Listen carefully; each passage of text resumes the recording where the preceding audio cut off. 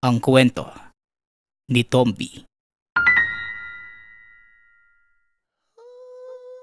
Ang kwentong ito ay hango sa totoong buhay. Mula ito sa isa nating tagapakinig na itago na lang natin sa pangalang Roy. Taong 1990, Kabangkalan, Negros Occidental. Nang mga panahong ito, naninirahan sa tiyuhing si Mang Villarmino itong si Roy. Kilala itong manggagamot sa lugar at maging sa mga karatig bayan. Maliban sa pagiging manggagamot, isa ding kagawad sa barangayang matanda. Iginagalang ito ng mga tao dahil sa kanyang disiplina sa sarili. Magulo ang kanilang barangay na mga panahong yun. At tanging si Mang Villarmino lamang ang may lakas ng loob na pigilan at sugpuin ng mga taong nagdudulot ng kaguluhan. Iginagalang sa kanilang lugar itong si Mang Villarmino dahil sa taglay na katapangan. Wala itong sinasanto. Maging ang matataas na politiko ay binabangga nito. Dahilan para manganib ang buhay. Ilang beses na itong nalagay sa bingit ng kamatayan. Ngunit palagi siyang nakakaligtas. Si Roy mismo ang nakasaksi nito. Nang minsang sumama siya sa tiyuhin upang mamili ng pangangailangan sa bayan. Medyo malayo ang kanilang baryo. Kaya sa tuwing bumababa ng bayan ang magtiyuhin, isinasabay na nila ang pamimili. Habang nag-aantay na masasakyang habal-habal, may sasakyang biglang huminto sa kanilang harapan. Walang tigil silang pinagbabaril. Dali-daling niyakap na matanda si Roy upang protektahan. Ramdam ng binata ang pagtama ng mga bala sa katawan ng tiyuhin. Inakala ni Roy na patay na ito. Ganon din ang akala ng mga nanambang sa kanila. Kaya dali-dali nang umalis sa mga ito. Umiiyak ang binata habang niyuyugyog ang katawan ng tiyuhin. Wala itong malay. Ngunit ilang sandali lang ang nakalipas. Biglang huminga ng malalim si Mang Villarmino at nagsalita. Aray! Aray ko naman! Ang sakit ng likod ko! Baka walang hiyang tauhan ni Mayor yun ah! Makikita nyo pag natsyempohan ko kayo. Teka Roy, bakit ka naman umiiyak? Wika ng matanda habang hinihimas ang balikat. Natatakot po ako, tiyo. Akala ko po patay na kayo eh. Pero teka, paano po nangyari yun? Bakit hindi kayo tinatabla ng bala? Tugon ng binata. Napangiti naman si Mang Villarmino at muling nagsalita. Ang mabuti pa umalis na tayo dito. Doon ko na lang ipapaliwanag sa bahay ang lahat. Muling wika ng matanda. Dahil sa nangyari, pinili ng dalawa ang maglakad pabalik sa tahanan. Sa takot na baka bumalik pa ang mga taong nanambang sa kanila. Tinahak nila ang daan sa kagubatan. Gabi na nang makarating ang dalawa sa tahanan. Kaya kagad nang nagluto ng hapunan si Roy. Hindi pa din nawawala sa isipan nito ang nangyari. Matapos kumain, kagad nitong kinausap ang tiyuhin. Noong una ay nag-aalangan pang magtanong ang binata.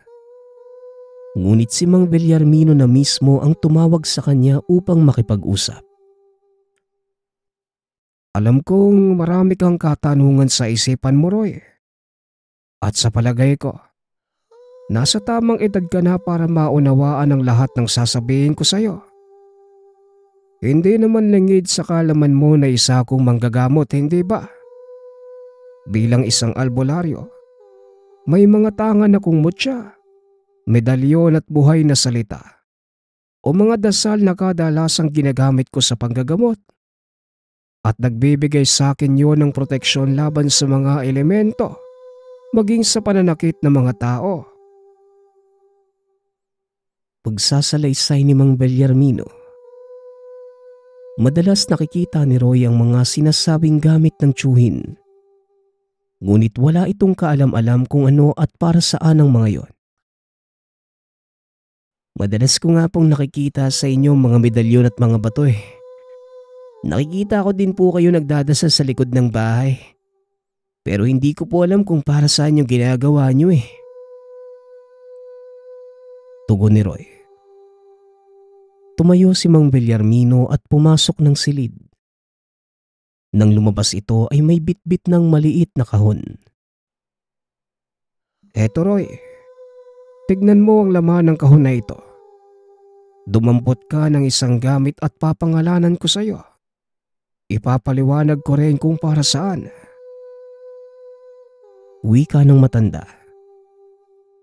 Isa-isa namang nilabas ng binata ang mga medalyon, talandro at mga libreta. Bawat isa sa mga ito ay pinapangalanan ng matanda.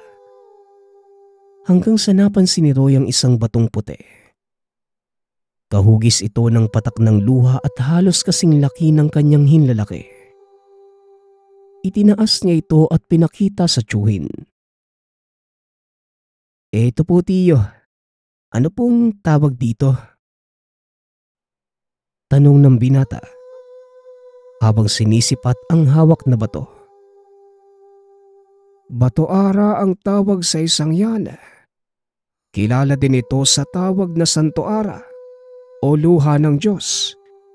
Isa itong uri ng mutya na nagbibigay ng kakaibang proteksyon sa taong may tangal. Maliban dito, ang bato-ara ay may kakayanang ding magpagaling ng pisikal na karamdaman, kagaya ng simpleng lagnat o trangkaso. Pagpapaliwanag ng matanda. Nakita nito ang pagkadismaya sa binata. Binalik nito ang bato-ara sa lalagyan. Ngunit kagad din siyang napaangat ng tingin nang muling magsalita si Mang Bellarmino. Maliban sa mga sinabi ko, may kakayanan din ng bato-ara na kumontra ng tegalpo at palipad-hangin. Sa makatuwid Roy, maaari mong gamitin ang mutyang ito kontra sa kahit anong uri ng barang.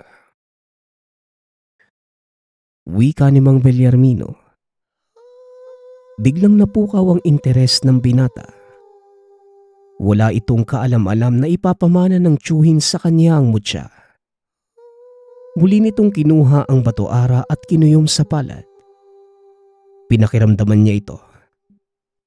Hanggang sa bigla na lang nangalay ang kanang braso. Napatingin ito kay Mang Bellarmino na nooy nakangiti lamang habang humihit-hit ng kanyang pipa. Ang biglaang pagbigat ng iyong braso ay nangangahulugan. Tinatanggap ka ng bato-ara. Huwag kang mag-alala. Masasanay ka din. Tandaan mo, banal na gamit ang hawak mo bata. Huwag na huwag mo itong gagamitin sa kalokohan, kundi ang gabay nito mismo ang magpapataw ng kaparusahan sa iyo. Banta ni Tio Bellarmino. Napatango na lamang si Roy. Alam nito ang sinasabi ng tiyuhin. Dahil simula pa lang maliit siya ay unti-unti na itong minumulat sa mga espiritual na karunungan, kagaya ng mga gabay at bantay ng mutya. Sa paglipas ng mga araw, unti-unti nang nakakasanayan ni Roy ang presensya ng tangang gamit. Ito ang unang gamit na napasa kamay ng binata. Matagal na niyang inaasam na magkaroon ng tangang pangsarili. Ngunit ang hindi alam ni Roy, na tuluyang magbabago ang buhay niya dahil sa pinamana ng tiyuhin. Isang umaga, habang nasa paaralan, masayang nagkwekwentuhan ang mga kaklasing babae sa ilalim ng malaking puno ng kamagong.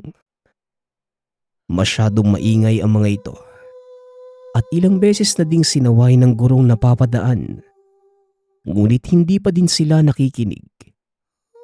Tuloy-tuloy lamang sa pagkwekwentuhan ng mga ito.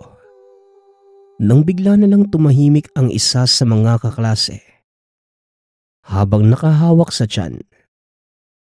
Sa hindi malamang dahilan, naramdaman ni Roy na uminit ang batoarang nasa bulsa. Iniikot nito ang tingin sa paligid. Napansing tila binabalot ng nakakabinging katahimikan ng lugar. Nakikita niya ang mga kaklase at ibang mag-aaral na nakikipagtawanan at nakikipag-usap. Ngunit wala siyang marinig na boses. Ibinaling ng binata ang tingin sa mga kaklaseng babae. Nanlaki ang mga mata ng binata. Dahil isang itim na anino ang nakita niyang nakatayo sa likod ng kaklase niyang namimilipit sa sakit. Dinukot ni Roy ang mutya sa bulsa at binulungan ito ng dasal pang depensa na tinuro ng tiyuhin. Biglang napatingin sa kanya ang itim na nilalang. Nanlilisik ang mga mata at galit na galit. Dahan-dahang lumapit si Roy. Unti-unti ring umaatras ang nilalang habang patuloy na umaangil ng mahina. Nung medyo malapit na ang binata, bigla itong sumigaw ng malakas. Halos mabingi si Roy sa taas ng antas ng boses ng nilalang. Ngunit nang tignan niya ang mga kaklase, tila wala namang naririnig ang mga ito. Napagtanto ng binata na siya lamang ang tanging nakakakita at nakakarinig sa elemento. At alam niyang ito ang dahilan kung bakit namimilipit sa sakit ang isa niyang kaklase. O ikaw, ano sa palagay mo ang ginagawa mo? Itigil mo yan. Kung ayaw mong parusahan kita. Banta ni Roy. Tuloy-tuloy lang sa pag-angil ang nilalang. Nang tignan ng binata ang kamay nito, nakita niya ang itim na taling nakakonekta sa likod ng kaklase. Bitawan mo yan, kung hindi talagang sasamain ka sa akin. Pangalawang babala nito. Ngunit nanatiling matigas ang ulo ng elemento. Kaya wala nang nagawa si Roy, kundi ang gamitin ang tigalpong taglay ng batoara. Hinawakan niya ito sa dalawang kamay, sabay usal ng dasal ng ilang ulit. Matapos itinutok niya ang daliri sa nilalang, sabay sabi, "Binalaan na kita eh. Hindi ka nakinig. Kaya tanggapin mo ang kaparusahan sa ginawa mo." Wika ni Roy. Binitawan ng nilalang ang itim na tali. Nakahawak ito sa ulo habang nagsisisigaw. Hindi nakakapagsalita ang nilalang ngunit kitang-kita ng binata ang pagmamakaawa nitong itigil na ang pagpaparusa sa kanya. Kahit papano, nakaramdam naman ng awa si Roy. Kaya kagad niya itong binitawan. Marunong ka din naman palang sumunod eh, no? Alam mo bang bawal ang ginagawa mo? Nasa mundo ka ng mga tao eh. At wala kayong karapatang guluhin ang aming kapayapaan. Kung tutusin, hindi nga kayo dapat nandito eh. Kaya ngayon, kung ayaw mong sunugin kita, umalis ka na at huwag ka nang manggugulo pa. Dahil sa susunod na gagawin mo yon, ibabalik kita sa impyernong pinanggalingan mo. Wika ng binata. Dali-daling pumasok sa malaking puno ang nilalang. Halatang takot ito sa kanya. Napangiti na lamang si Roy dahil yun ang unang beses na magpalayas ng nanggagambalang elemento. Matapos niyang gawin yun, nilapitan ng binata ang kaklase. Iniinda pa din ito ang sakit ng tiyan. Kaya naghanap ng malinis na tubig si Roy. Inilagay ito sa baso at binabad ang batoara. Sabay usal ng orasyong panggamot. Isabel, inumin mo to. Mawawala ang sakit ng tiyan mo. Wika ni Roy. Hindi na nagdalawang isip ang kaklase. Alam nilang nakatira si Roy sa tiyuhing albularyo. Maya-maya ay tumayo ng tuwid ang kaklaseng babae. Napangiti ito dahil tila walang nangyari. Biglang nawala ang pananakit ng tiyan. Salamat Roy ha. Ano bang nangyari sa akin? Tanong ng dalaga. Mahabang kwento eh. At alam kong hindi rin kayo maniniwala. Ang mahalaga, wala na yung sakit ng tiyan mo. Tugon ng binata. Ngunit mapilit si Isabel. Akmang papalis na si Roy. Nang hilahin nito ang likurang bahagi ng uniforme ng binata. Dahilan para matanggal ang mga butones. Ako, pasensya na talaga Roy ha. Hindi ko naman sinasadya eh. Amin na, ubarin mo yung polo mo tamang-tama. May dala akong karayom at sinulit. Wala pa naman tayong klase kaya tatayiin ko muna yan. Wika ni Isabel. Wala nang nagawa ang binata kundi tanggalin ang suot at binigay sa dalaga. Naupo ito sa tabi niya habang tinatahi ang botones ng damit. Naging tampulan ng asara ng dalawa. Dahil kung titignan, tila mag-asawa silang nakaupo sa isang sulok. Nakakahiya na. Ano ba naman tong mga kaklase natin? Pasensya ka na Isabel ha. Pati ikaw naalas ka patuloy. Wika ni Roy habang nagkakamot ng batok. Huwag mo silang pansinin. Ganyan talaga yung mga yan eh. Pero maiba ko. Ano ba talaga yung nangyari sa akin kanina? Saka ano yung ginawa mo? Muling tanong ng dalaga. Napabuntong hininga si Roy. Dahil wala na siyang kawala. Kailangan niyang sagutin ang tanong ng dalaga. Dahil kung hindi ibibigay ni Isabel ang kanyang uniforme. Huwag mo akong pagtatawanan ha. Alam mo, kamuntikan ka ng kunin ng isang itim na engkanto kanina doon sa malaking puno. Ang ingay niyo kasi. Naistorbo siguro. Kaya yun. Ikaw yung pinagdiskitahan. Wika ni Roy. Napatitig si Isabel kay Roy. Hindi inaasahan ng binata ang susunod na sasabihin nito. Alam mo Roy, matagal na akong pinagdidiskitahan ng mga elemento. Kahit pa noong maliit ako kaya nga namatay yung tatay kong manggagamot eh.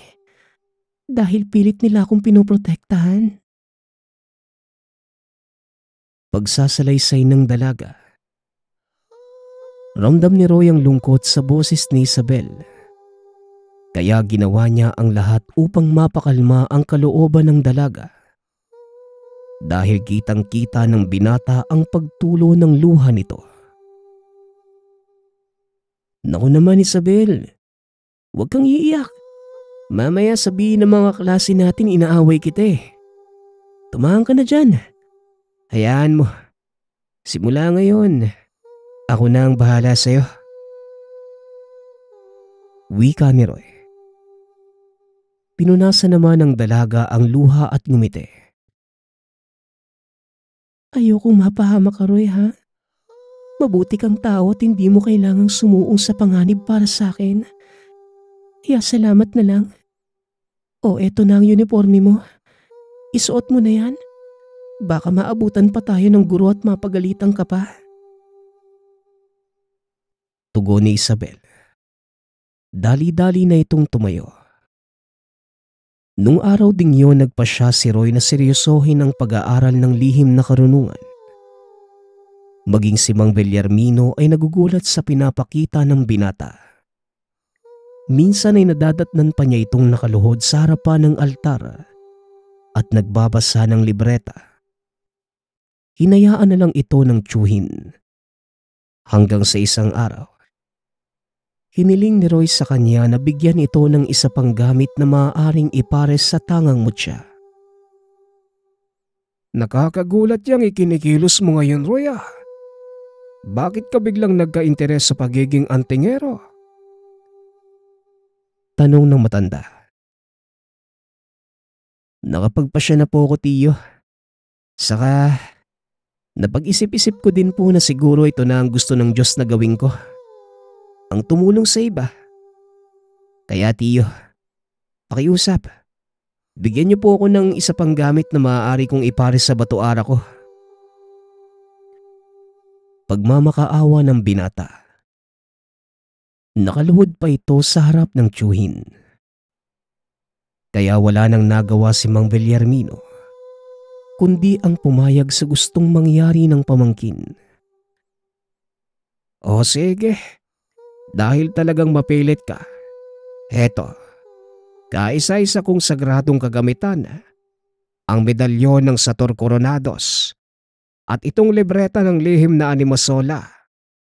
Mabigat ang aral na ito, Roy. At kung hindi mo kakayanin, maaari mong ikabaliw kaya mag-isip-isip kang mabuti. Babala ni Mang Bellarmino. Ngunit desidido si Roy na mas lalong lumawak ang kaalaman. Kaya kahit na anong babala ang binigay ng tiyuhin, hindi na niya ito pinakinggan. Itinuloy ng binata ang pagdedebosyon at pag-aaral hanggang sa tuluyan niyang nagamay ang mga aral na taglay ng Sator Coronados. Iginugol ng binata ang buong bakasyon sa pagdedebosyon at pag-aaral ng mga dasal. Masaya si Mang Bellarmino dahil nagtagumpay ang pamangkin. Niyakap ng tuluyan ni Roy ang pagiging manggagamot at antingero. Nagamit niya ito nang muli siyang bumalik sa paaralan. Unang araw ng pasukan, kagad hinanap ng binata ang kaibigang si Isabel. Dahil bago pa man nagsara ang klase, naging malapit na ang dalawa. Inikot nito ang buong eskwelahan ngunit hindi niya nakita ang dalaga. Pabalik na sana ng silid nang makasalubong ng binata ang pinsan ni Isabel. Kaagad niya itong hinarang upang kausapin. Mika, si Isabel, bakit hindi ko yata siya nakita dito? Unang araw pa lang ng pasukan na. Tanong ni Roy. Hindi mo ba narinig? Nakaratay si Isabel sa kanilang bahay ngayon. Simula nung bakasyon, hindi na lumalabas ng kwarto yun eh. Ang sabi nga ni tita, may sakit daw at nagpapahinga. Pero alam mo Roy, duda ako sa sinasabi ng nanay niya eh. Tugon ni Mika. Bakit? Ano ba sa tingin mo ang nangyari sa kanya? May nalalaman ka ba? Muling tanong ni Roy. Nung una ay nag-aatubili pang magsalita ang dalaga. Ngunit kalaunan, sinabi din ito ang laman ng isipan. Alam kong hindi lingid sa'yo ang nangyayari kay Isabel at kung bakit namatay ang tatay niya, hindi ba? Malakas ang kutob kong may kinalaman yun sa pagkakasakit niya. Tugon ni Mika. Inantay nilang matapos ang klase at nagkasundong pumunta sa tahanan nila Isabel. Pero bago sila tumuloy doon, dinaanan ni Roy ang tiyuhin sa kanilang tahanan upang ipaalam ang gagawin. Pumayag naman ito dahil tiwala siya sa kakayanan ng pamangkin. Basta Roy, tatandaan mo, kahit na anong mangyari, pairalin mo palagi ang respeto. Bili ni Mang Bellarmino sa kanya bago sila tumuloy sa tahanan ng dalaga. Pagkarating sa lugar, kagad silang sinalubong ng nanay ni Isabel. Pasensya na kayo pero hindi makakaharap si Isabel. May sakit siya at nakahiga lamang sa kwarto. Wika ni Aling Maring. Yun nga po ang dahilan kung bakit kami nandito. Kung hindi niyo po na itatanong, ako po ang... Hindi na naituloy ni Roy ang sasabihin dahil dinugtungan ito ng nanay ni Isabel. Oo, kilala kita. Ikaw ang pamangkin ni Bellarmino. Pero tatapatin na kita, iho, ha? Hindi ko kailangan ng tulong ng mga kagaya mo. Nagulat si Roy sa sinabi ng ginang. Akmang aalis na sila nang biglang magsisigaw si Isabel. Dali-daling tumakbo ang ginang papasok ng tahanan. Kinuha naman ni Roy ang pagkakataon upang sundan ito. Pagkabukas ng pinto, halos mahimatay ang ginang dahil sa nakitang kalagayan ng anak. Nakalutang ito sa ere habang nakadipa. Mika, ilabas mo si Aling Maring. Ako na ang bahala kay Isabel. Utos ng binata. Dali-dali namang inilabas ng kaklase ang tiyahin. Hindi na nagsayang pa ng oras ang binata. Kaagad itong nag-usal. Nang matapos yun ay bumagsak na sa kama si Isabel. Hindi na ito makakilos at nakatitig sa kanya ng masama. Alam kong hindi ikaw si Isabel. Kaya ako nga naman ang balak mong gawin. Huwag mo nang ituloy. Dahil hindi ako magdadalawang isip na parusahan ka. Muling wika ni Roy. Habang dahan-dahang lumalapit sa kama. Tumawa ng malakas ang dalaga ngunit iba na ang boses nito.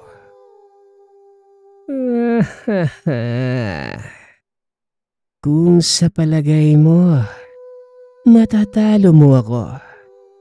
Nagkakamali ka, bata. Minsan ko nang napatay ang tatay ng dalagang ito. Kaya hindi malayong ganon din ang mangyayari sa'yo. Tugon ng nilalang sa loob ng katawan ng dalaga. Sa palagay ko, hindi mangyayari sa akin yun. Kaya kung ako sa'yo, ititigil ko na ang kalokohang to. Muling wika ng binata.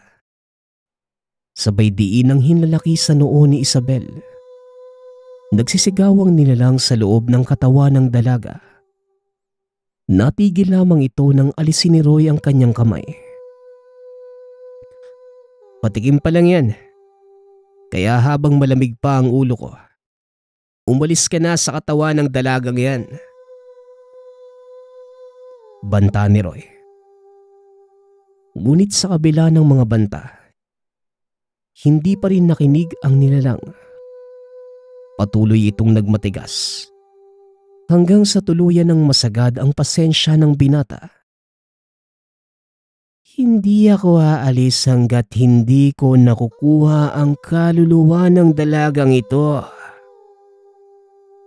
Wika ng nilalang. Hindi na nagsalita pa si Roy. Pinahawak nito sa dalaga ang batuara. Inusalang dasal na pangparusa ng Sator Coronados. Nangisay ang katawan nito at napasigaw. Ilang beses ding umaangat ang katawan. Ngunit napipigilan din ito ni Roy. Ilang sandali pa ay tuluyan ng kumalma ang katawan ng dalaga. Nawalan ito ng malay. Sa pagkakataong yon, hindi na naramdaman ni Roy ang presensya ng nilalang sa paligid. Naupo ito sa gilid ng higaan. Nagusal ng pangbawi sa palad at inilapat ito sa pisngi ni Isabel. Kaagad namang nagkamalay ang dalaga. Ang unang nakita nito ay ang mukha ni Roy. Laking gulat ng binata dahil sa imbes na magpasalamat, isang malutong na sampalang binigay sa kanya ni Isabel.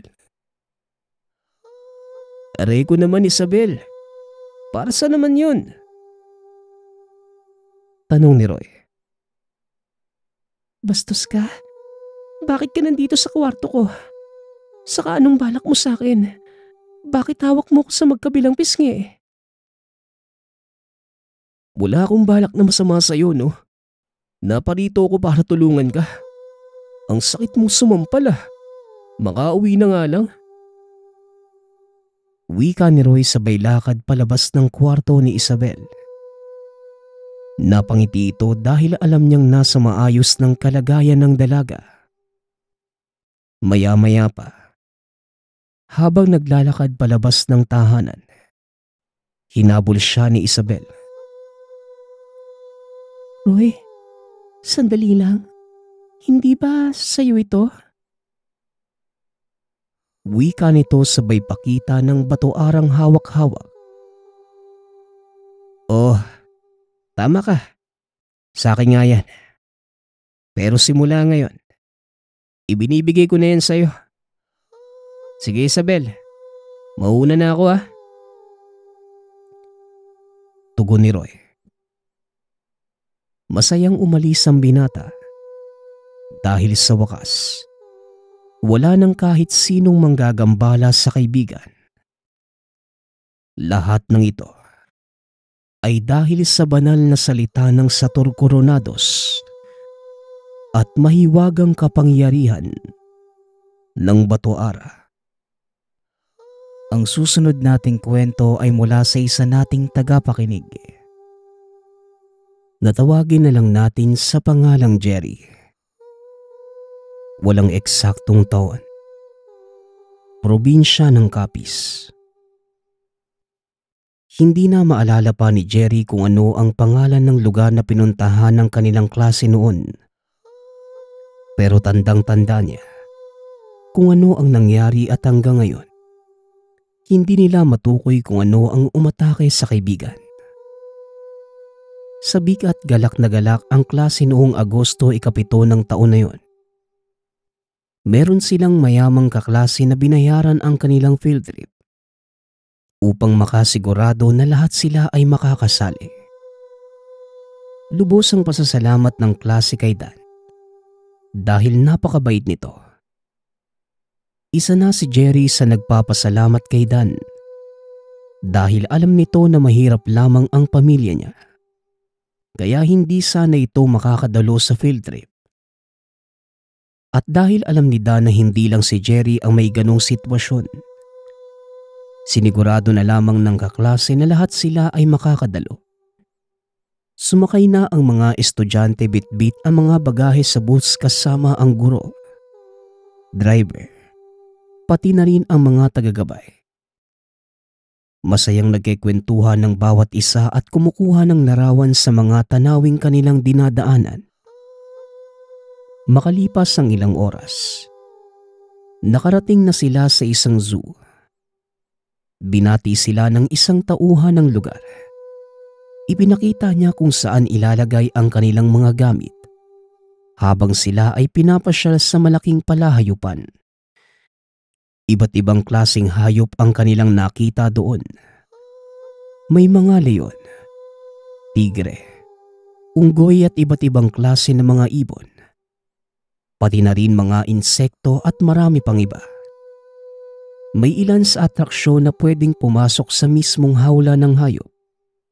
Bagay na ikinatuwa at takot ng mga bata. Gustong-gusto na ni Dan makita ang buhaya doon sa lugar.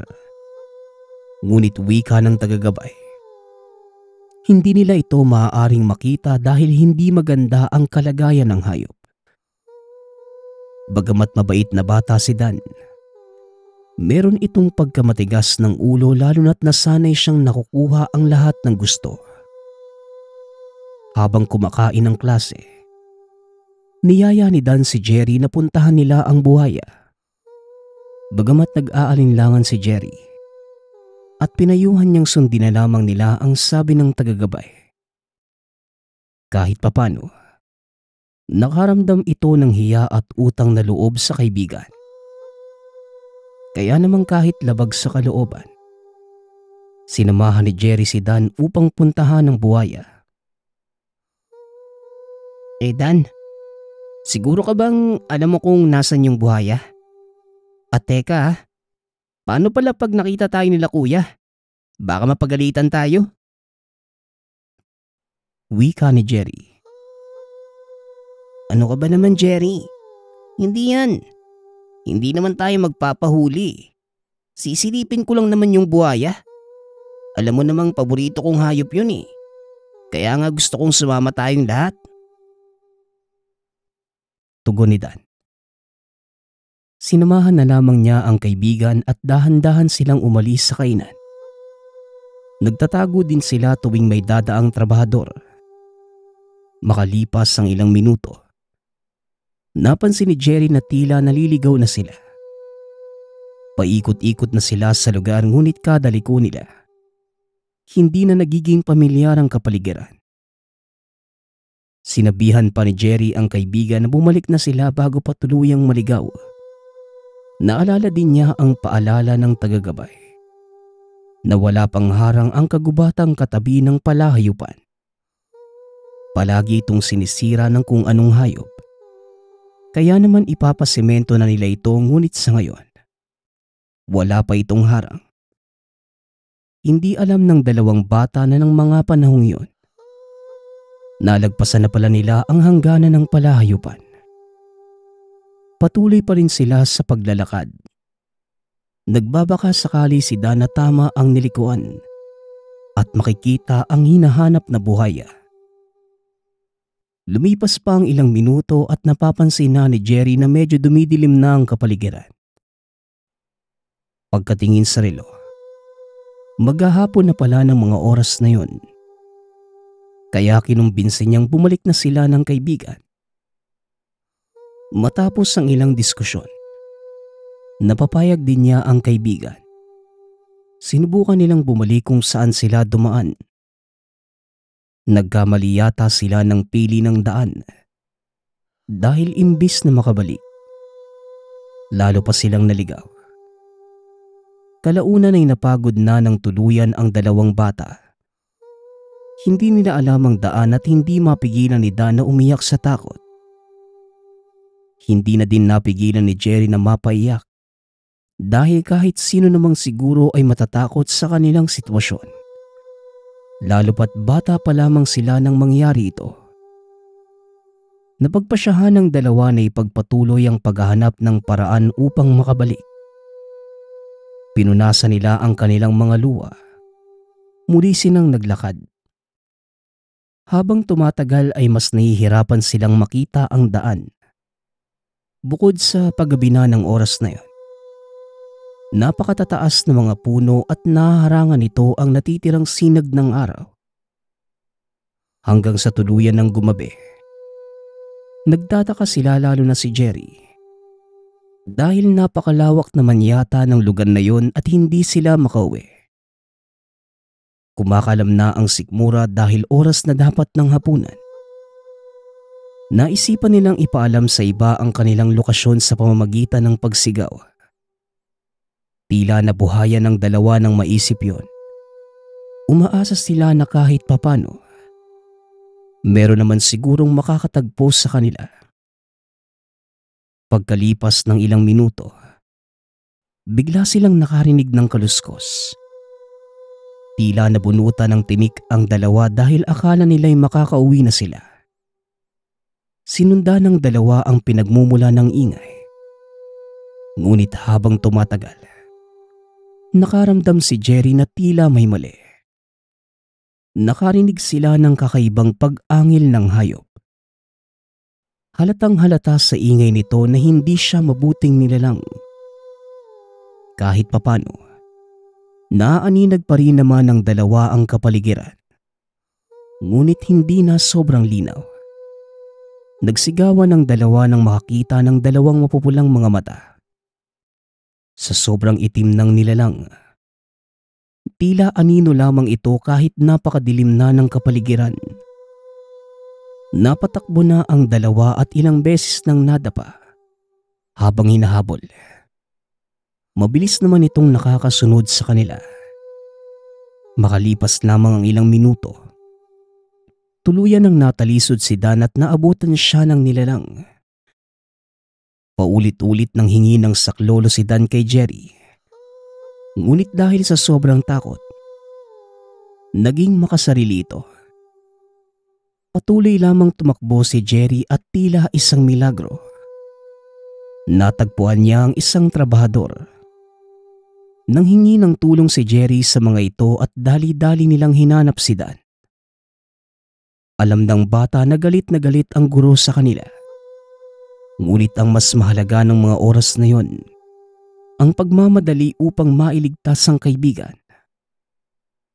Ngunit lumipas pa ang ilang minuto. Dala-dala nila si Dan. Hinimatay na ito at putol ang kaliwang binte. Lubos na nakonsensya si Jerry na iniwan niya ito mag-isa kasama ang nilalang. Bagamat alam niyang tapos na ang kanilang pagkakaibigan, simula nang hindi siya tumigil upang tulungan ito. Nagpapasalamat pa rin siyang naabutan ng buhay si Dan. Matapos magising ng bata, hindi na niya kinausap pa si Jerry dahil sa pag-iwan nito sa kanya. Naiintindihan naman ni Jerry ang pasya ng dating kaibigan. Hindi na ito nagpumilit pa. Tuluyang pinutol ang binti ni Dan at nagreklamo ang mga magulang sa eskwelahan, pati na rin sa nasabing zoo. Paglipas ng isang buwan, inilipat ng eskwela si Dan. Bagamat alam na mga kaklase na siya ang dahilan kung bakit napunta sila sa ganong sitwasyon, sinisisi pa rin nila si Jerry sa pag-iwan kay Dan. Hindi nila alam kung ano ang nangyari sa bata ng gabing yun. Hindi na siya nagsalita pa matapos ang insidente. Wala na itong napagkwentuhan tungkol sa nangyari. Kaya naman naging palaisipan ito sa mga guro at kaklase. Bagamat ikwinento ni Jerry ang nakita ng gabing yon, hindi naman natagpuan ng mga trabahador ng lugar ang nilalang na ipinaliwanag niya. Kaya naman, inisip na lamang ng mga ito na maaring pumasok talaga sila sa kulungan ng buhaya at gumagawa na lamang sila ng dahilan upang hindi mapagalitan.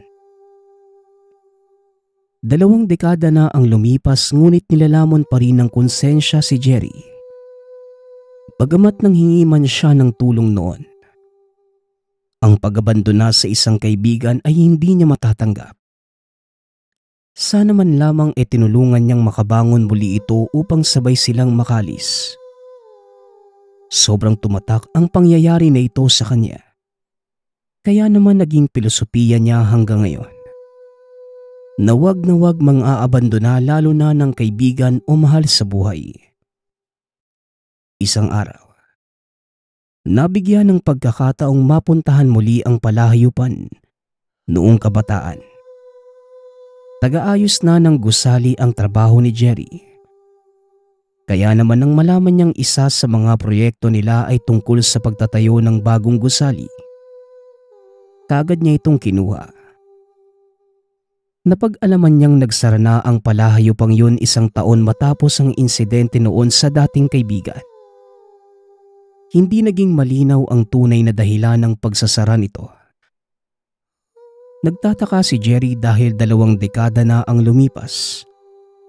Wala man lamang nagbalak na magtayo ng ibang gusali doon o kaya naman ayusin ang lugar. Nakapagtataka rin ang itsura ng lugar dahil tila inabandona lang ito ng biglaan. May mga nagkalat na papel pa sa sahig. Maraming naiwang kagamitan na mukhang mapapakinabangan pa. Wala na ang mga hayop. Napalibutan na ng ligaw ng mga halaman at lumot ang dingding at kisame ng lugar. Habang nililibot ang lugar, napadaan siya sa bulletin board ng mga nakapaskil sa pader. Nakita niya kung sino-sinong sikat na tao ang nakapunta sa lugar na yun noon. Mga larawan, parangal, mga artikulo mula sa dyaryo. Kaya naman lalong naintriga si Jerry kung ano nga ba ang dahilan ng pagsasara ng lugar. Tuluyan nilang naayos at napatayuan ng bagong gusali ang lugar makalipas ang ilang buwan. Kung saan-saan na nagtanong si Jerry kung ano ang nangyari doon. Ngunit magpasa hanggang ngayon, Hindi pa rin niya nabigyan ng kasagutan ang mga katanungan. Ang huli nating kwento ay mula sa isa nating tagapakinig. Naitago na lang natin sa pangalang Alfred. Walang eksaktong taon. Probinsya ng Quezon.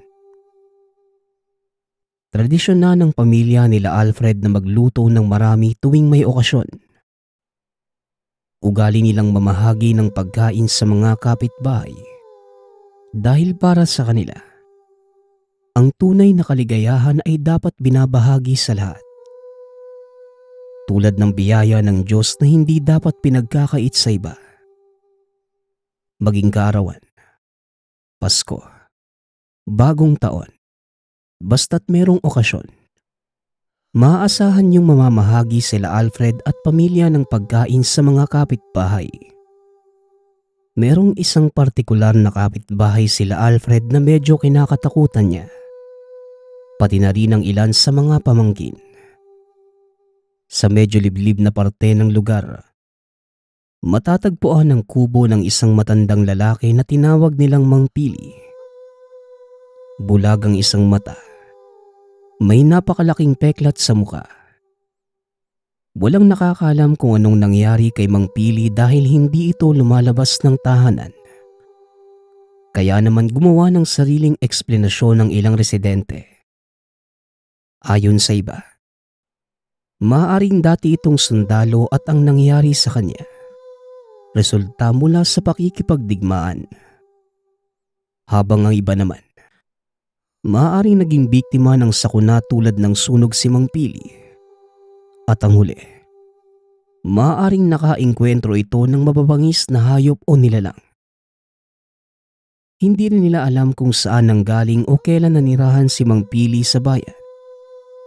Basta isang araw na lamang, napansin ng pamilya nila Alfred na may ilaw na nakabukas sa kubong yon.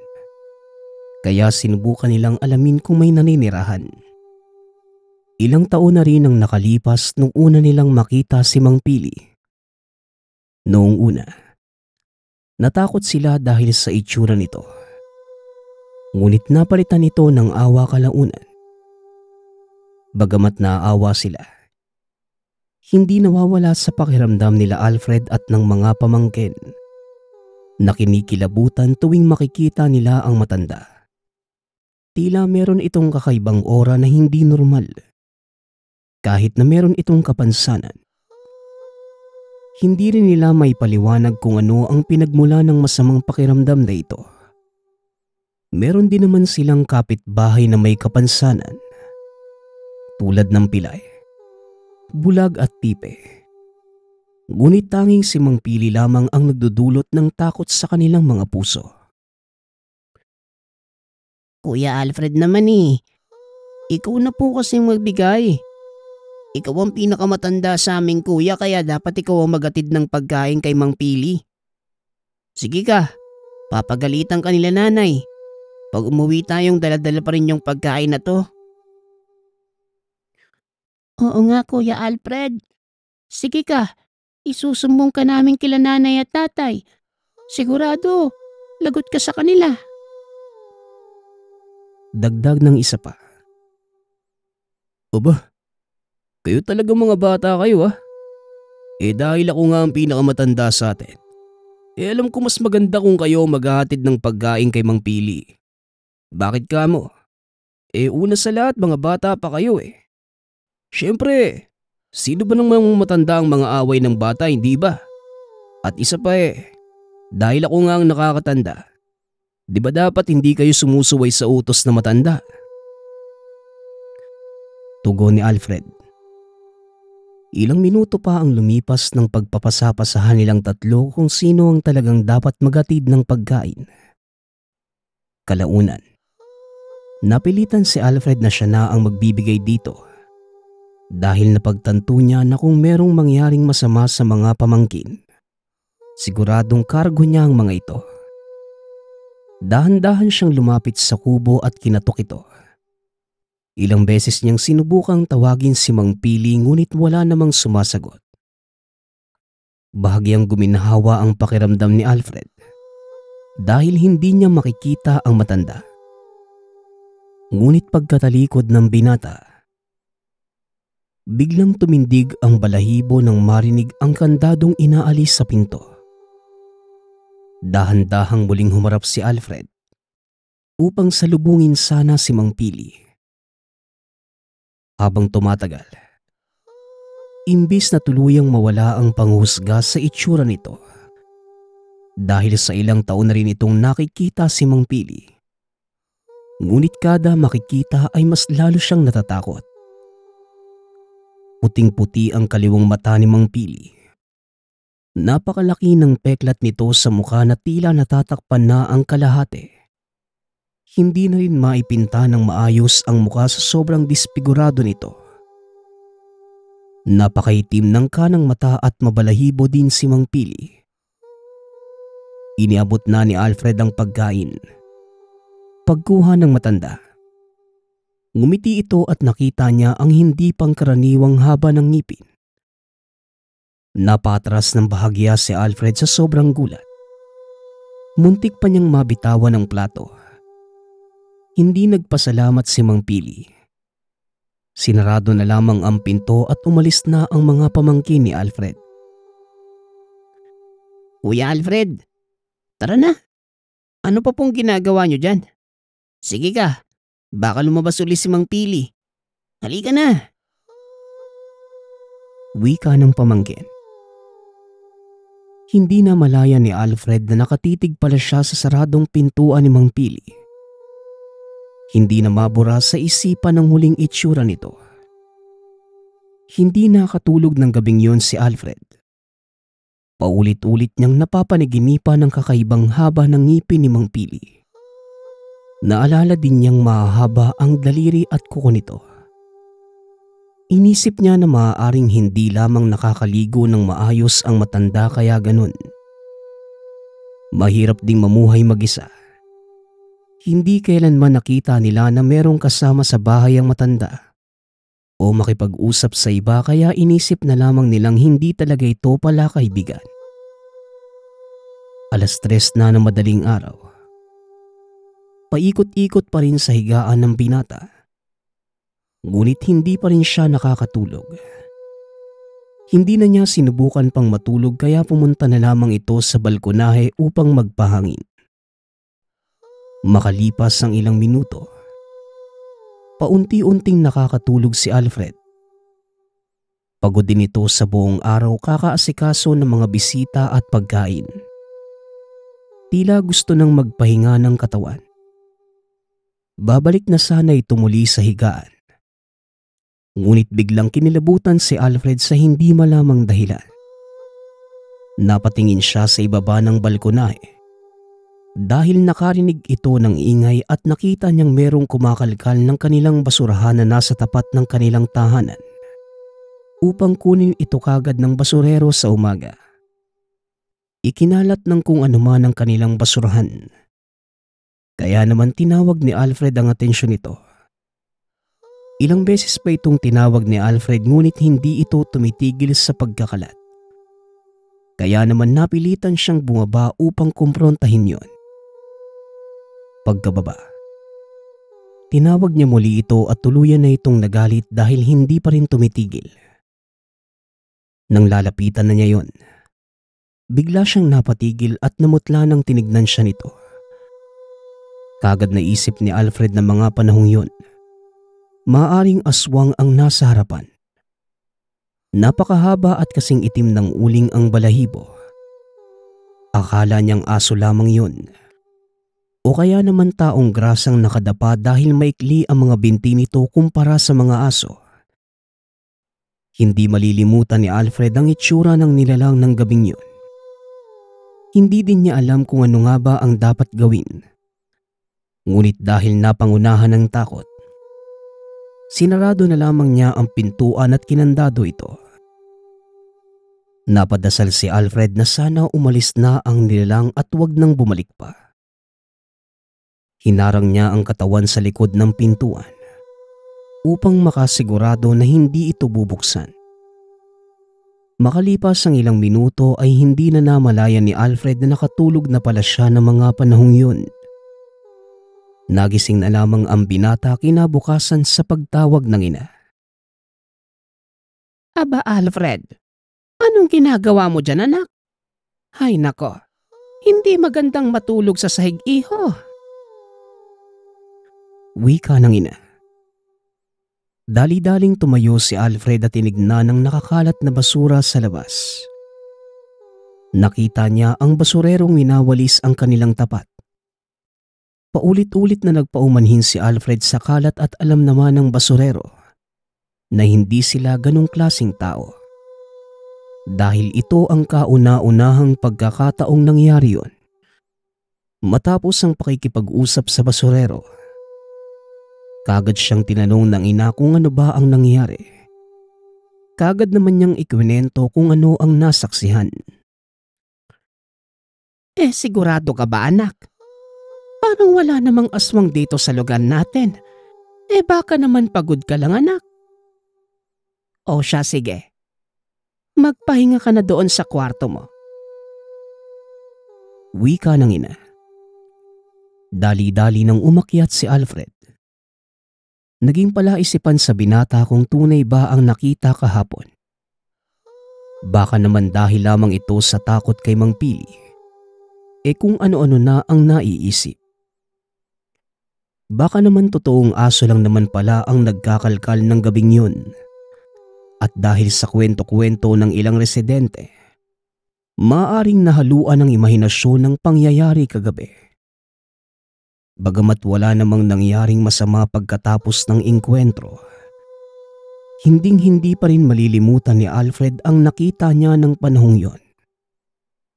Dahil sigurado siya sa sarili, totoo ang lahat ng nakita at hindi lamang ito guni-guni. Hindi na muli pa nilang nakita si Mang Pili matapos ang insidenteng yon. Kalaunan, nakalimutan na lamang ng mga residente ang matanda. Bagamat hindi na nabigyan pang pansin ang tungkol kay Mang Pili, sa tuwing maaalala niya ang matanda, hindi mapigilan ni Alfred na kilabutan. Kahit ilang taon na ang lumipas. Nagpapasalamat nga pala ako sa nagpadala ng ating kwento. Nawa ay nagustuhan niyo ang inyong napakinggan. Nagpapasalamat din ako sa lahat ng sumusuporta sa ating channel. Nawa ay patuloy niyong suportahan at pakinggan ang ating mga kwento. Hanggang sa muling pakikinig. Paalam.